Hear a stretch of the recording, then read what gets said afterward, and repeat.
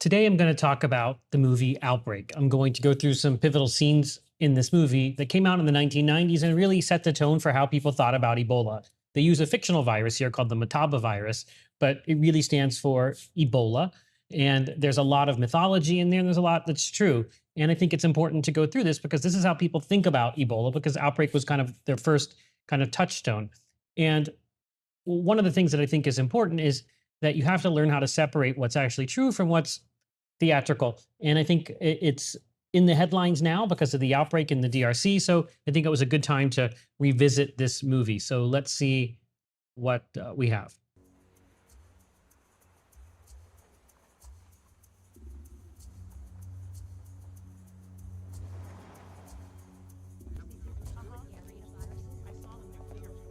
The US Army Military Research Institute for Infectious Disease is what you're seeing. That's often called USAMRIID.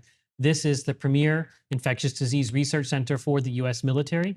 It's in Fort Detrick near Frederick, Maryland. I've been there before. It is a very impressive place where they work with very high consequence infectious disease.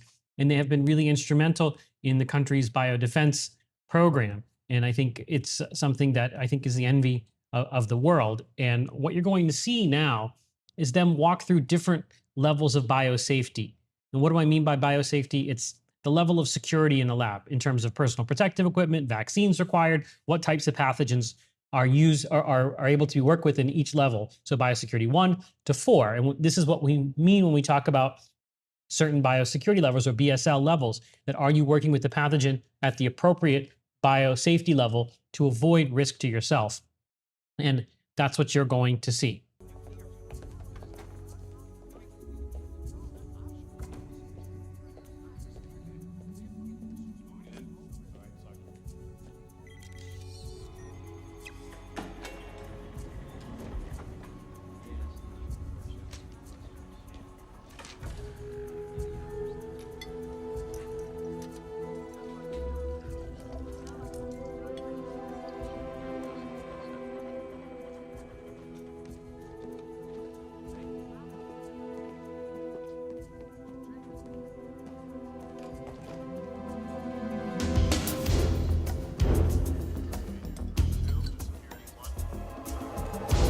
Note the music getting more dramatic as they're going up biosafety levels. They're now at biosafety level 2, which isn't very high, but still higher than 1.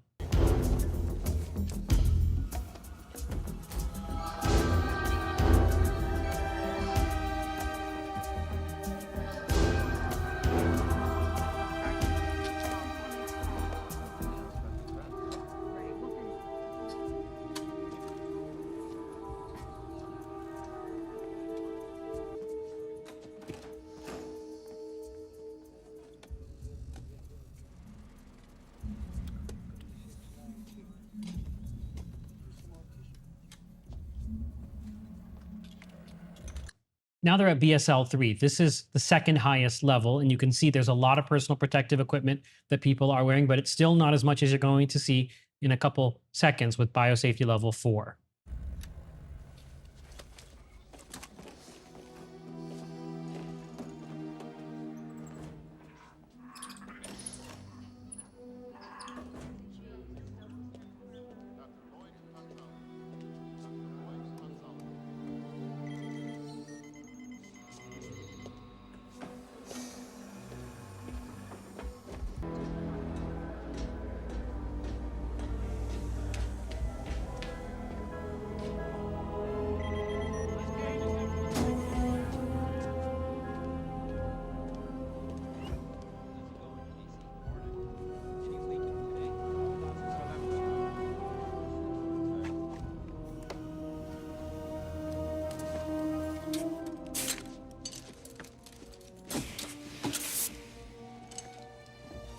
So now you've seen biosafety level 4, and you can see how dramatic it is in terms of the amount of personal protective equipment they have to wear. They basically have spacesuits on with their own oxygen supply, so they're not breathing the air in the laboratory. They're taking showers there to remove any kind of infectious debris that might be on them. This is the highest level. And you saw there, Ebola, hantavirus, those are things in the headlines. These are the highest of high consequence infectious disease for which there might not be vaccines, for which there might not be treatments. So you want to really limit your exposure to them, and you want to take the utmost precautions.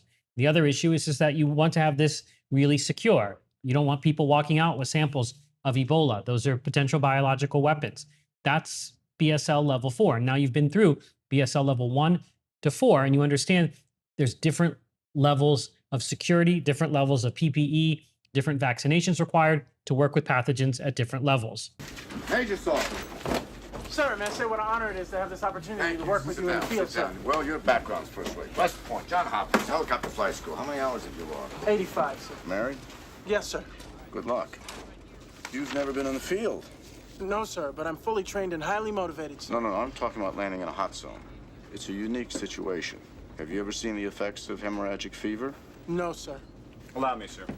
Major, Yes, Major. when the patient first gets the virus, it complains of flu-like symptoms, and in 2 or 3 days, pink lesions begin to appear all over his body, along with small pustules that soon erupt with the blood and pus, a kind of milky substance. These particular lesions become full-blown. They feel like mush to the touch. There's vomiting, diarrhea, bleeding in the nose, ears, gums. The eyes hemorrhage. The internal organs shut down. They liquefy. That's very good, Major. We've read that in the book, too, but in about 16 hours, you are about to see it. In the flesh, so to speak. What you're seeing there is Major Salt, played by Cuba Gooding Jr., sort of reciting some of the symptoms, and the characters played by Kevin Spacey and Dustin Hoffman talk about what they're seeing and what to expect. And I think this is really characteristic of Ebola. Symptoms start with fevers, chills, rash, nausea, vomiting, diarrhea, and organ failure can occur. Where this gets a little hyperbolic is the fact that not everybody has hemorrhage. Yes, it is a viral hemorrhagic fever, but only about 50% of people have those clotting disturbances, which lead to that profound bleeding. The other thing that's completely made up, I think, is the liquefaction of organs. I don't know where that came from. That's not true. That's not what happens with Ebola, and there's a little bit of artistic, or a lot of artistic license there.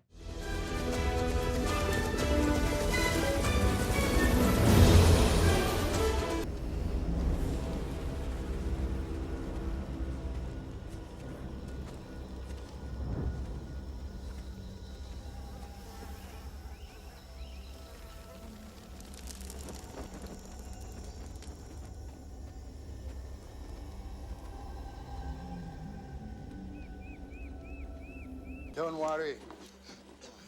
It's not airborne. Now you're seeing them walk through an infected village, and Cuba Gooding Jr.'s character has panicked and has taken off his mask or his helmet, and now has breathed the air. And the local village medical person has said, "Don't worry, it's not airborne." That's true about Ebola. It is spread through blood and body fluids, not through the air. So he's not somebody that's going to need, much monitoring, because they weren't really exposed, because it's not spread that way. Sam Daniels, USAMRIID. Benjamin Moabi, we've been expecting you. We came as soon as we could.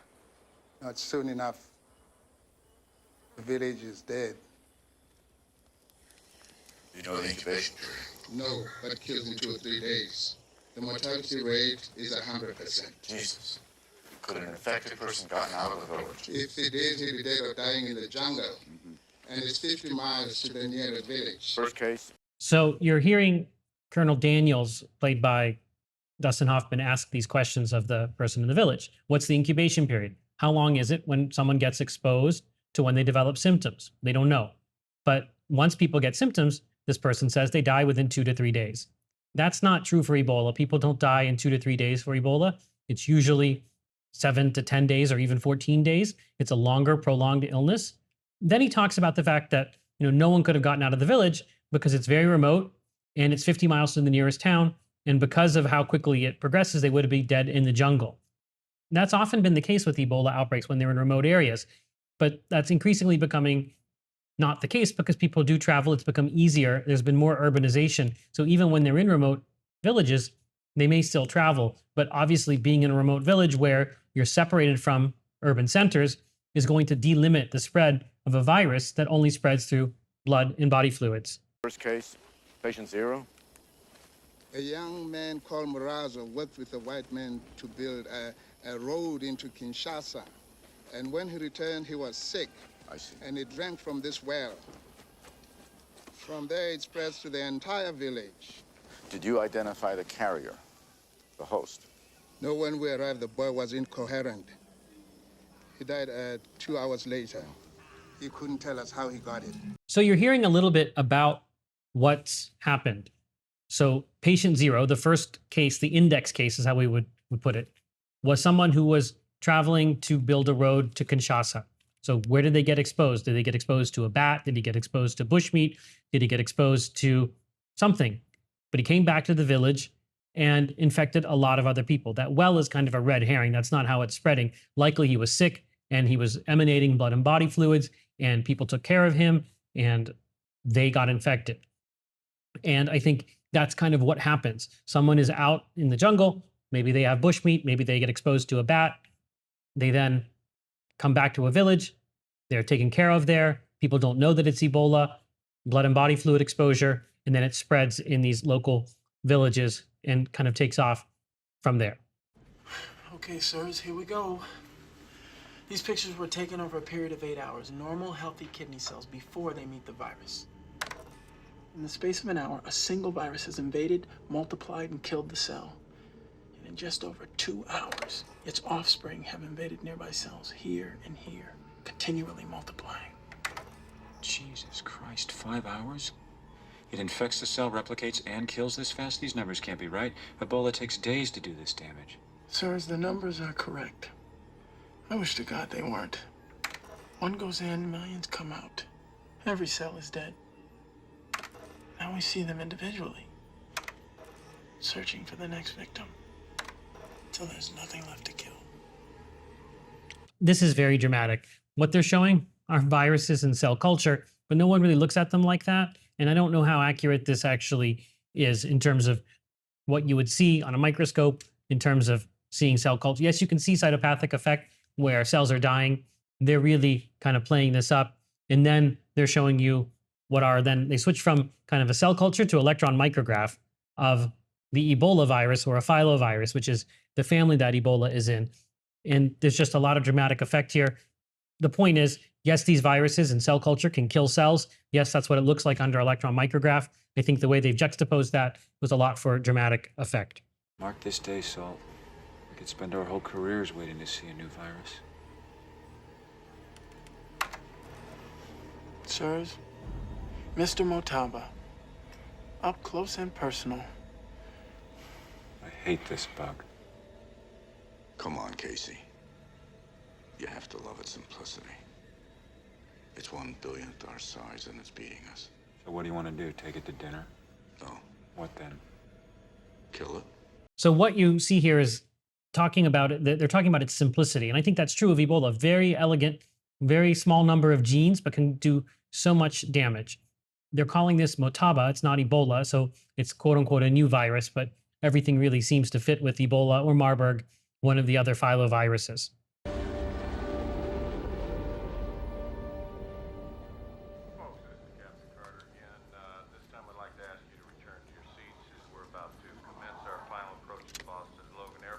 Hey, little buckaroo. We should be on the ground in about 25 minutes.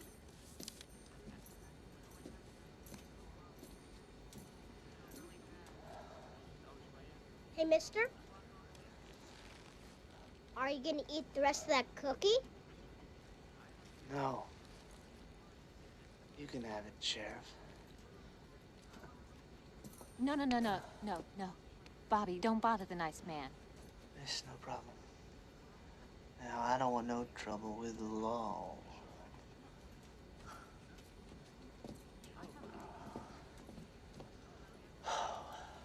Now you see the character played by Patrick Dempsey flying while he's clearly sick, and then they tantalize you with this cookie. That's not how Ebola spreads, but they're trying to make a point here about flying when you're sick. Most people that look that sick are probably going to get taken off an airplane, but again, dramatic effect. Morning, Rudy. Lucretia won't touch those shredded beef wafers, so we'll have to go back to the veal. What's wrong? Rudy, can you hear me? Come on, Rudy, help me out here. Squeeze my hand. Looks like toxic shock. Friend said he was fine yesterday. Come on, Rudy. I've been reading about these really bad strep cases in Newsweek. Maybe I should subscribe. Now you're seeing one of the pet shop owners who's now been exposed to the virus collapse. He's very sick. He's in an emergency department. And they're talking about toxic shock in really severe strep cases. So what's toxic shock? It's a severe form of a streptococcal systemic infection where you have multi-organ failure, and it can be very, very fatal. And yes, it could look just like this. Obviously, they don't know that this person's been exposed to the, quote unquote, Motaba virus. Get me a blood culture, chemistry profile, and a blood count. Oh, damn it! Come on, Rudy. Second home run of the year by a final score of 6-3. Shit.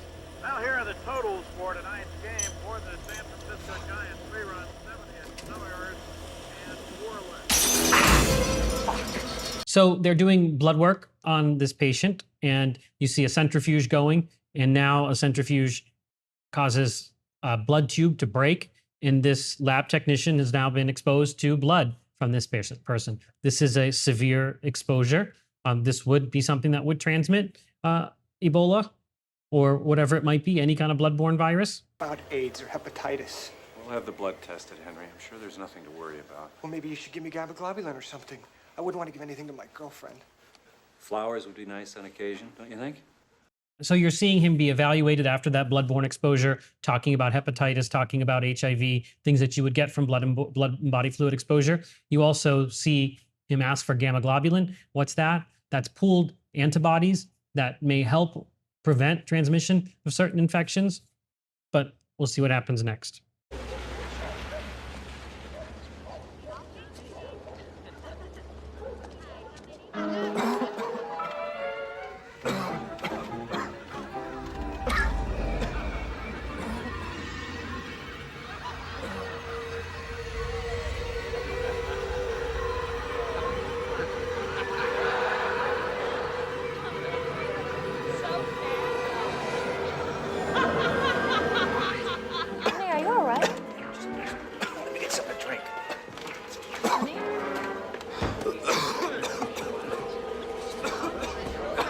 Like that. What's your problem? Water. Help me. I need water. So now you're seeing him in the movie theater after he's been exposed to the blood, coughing everywhere. Only about a third of people with Ebola cough. And again, here they're taking some artistic license. Ebola is not spread this way, but they're showing what happens with an airborne virus. So imagine measles, for instance, where particles can travel across a movie theater. That's not what happens with Ebola, but that's what's happening in this fictional outbreak of Motaba virus. And again, Ebola, they don't usually cough that much. So many. So many so fast. Apparently they all got it in the movies here. Dr. Daniels? Yeah. There's something I think you should see. This way. The patient was admitted a week ago after a car accident. He's had no contact with anyone in isolation.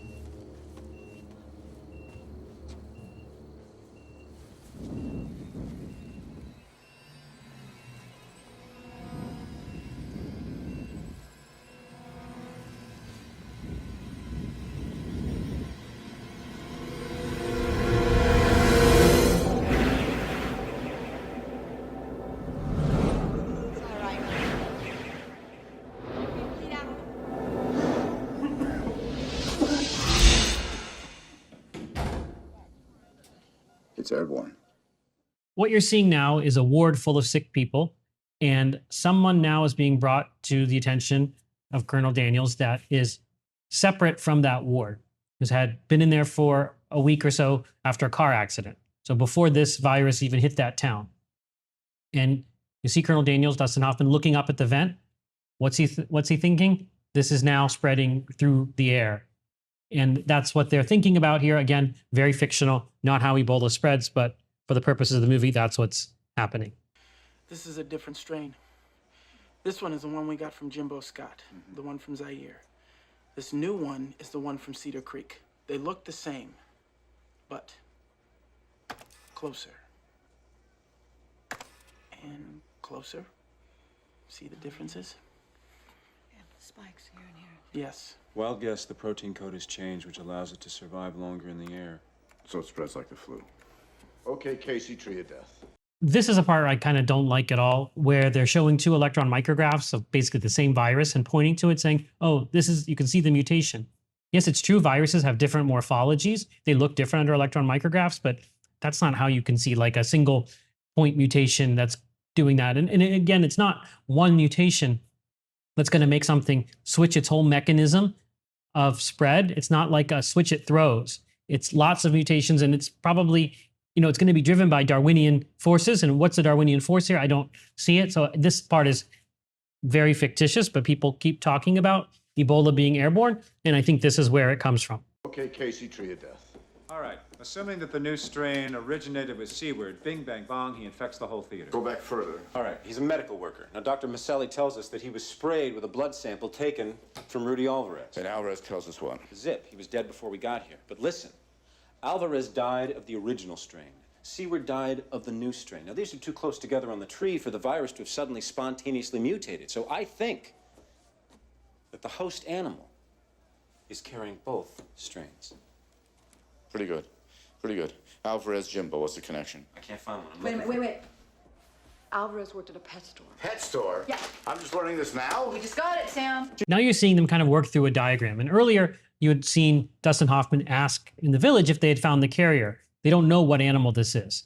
But now you're seeing people trying to connect the dots, that there is a host animal that might have been at this pet shop that one of the patients worked at. And Kevin Spacey's character hypothesizes maybe this carries both versions, that it wasn't a mutation, that there's two viruses in this animal.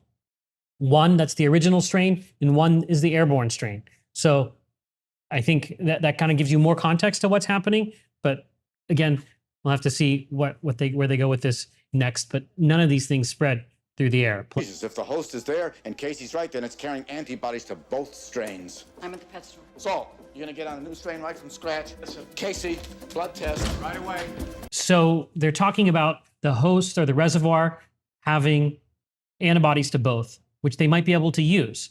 And then they also want to develop a blood test so that you can diagnose people with it. That's all part of what you would do in an outbreak investigation. It's unlikely, though, that you would be taking antibodies directly from a monkey and giving them to a human, but in general, you might take a survivor's antibodies and give them to another human. That's called convalescent sera, and they have done that for Ebola, but that's not what's going on here. Yeah, you were there too. You had about 106 fever. We're gonna take you down, okay? Stay with me. Come on, don't f around. How many brain cells did I kill? How many? About 1 billion. Ooh. Now I'm only as smart as you. Well, can we give them the killer's sense of humor? Okay, you gotta get a line. You gotta get a line! Hold him. Hold him. Hold his hand. I got it. What? What? Talk to me. What? It didn't get past the outer glove. Just hold him down and give him a line. What do you mean? Come here.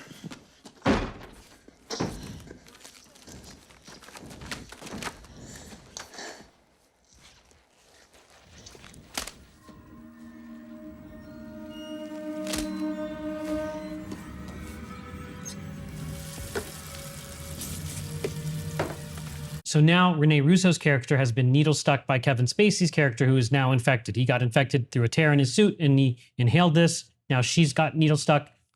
That's a significant exposure. You see her washing it. That's the first thing you need to do. But we sort of know this is a movie, so she is going to be infected soon. The most optimistic projection USAMRIID is willing to make for the spread of the virus is this: 24 hours, 36 hours, 48 hours. The containment procedure must be viewed objectively. Be compassionate, but be compassionate globally. Thank you. All right. Please, please. The president's ETA from the East Asia Economic Summit is about 20 hours from now. He wants a recommendation by then from this group. Now, as I understand it, you want to firebomb the town of Cedar Creek, California, population 2,600, with something called a fuel-air bomb, the most powerful non-nuclear weapon in our arsenal. The way it works, it explodes, sucks in all available oxygen to the core, vaporizes everything within a mile of ground zero, men, women, children, and one airborne virus. Destruction complete, case closed, crisis over.